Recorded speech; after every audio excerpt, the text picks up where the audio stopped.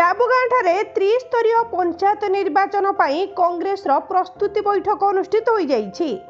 सबु राजनैतिक दल ही निर्वाचन रे निज निज दलर समर्थन प्रार्थी सरपंच समिति सभ्य वार्ड सभ्य जिला परिषद सभ्य को जिताई सबु अध्यक्ष पदवी को निज अख्तियार रे रखिबाकू रणनीति आरंभ कर सारिछंती।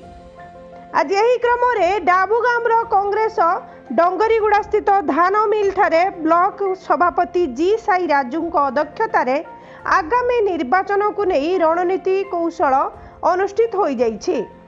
प्रत्येक निर्वाचन एवं वार्ड रे बूथ स्तरीय कमिटी तुरंत गठन करने को जिला सभापति मोहन रंजन त्रिपाठी परामर्श देइथिले।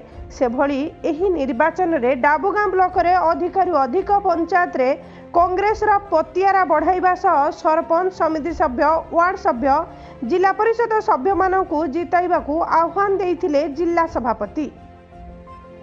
संपूर्ण त्रिस्तरीय पंचायत राज रे कांग्रेस रा पतियारा वृद्धि पाई दलर नेता माने गाँ को चल अभियान आरंभ करने सह पुणी कांग्रेस रा से पुराणा दिन को फेरई आनिबा बोली मत रखिथिले। मतांतर सबु छाड़ी सबु एकजुट होई कांग्रेस रा स्थिति मजबूत करने सहित आज बैठक रे मूल लक्ष्य बोली आह्वान देइछंती।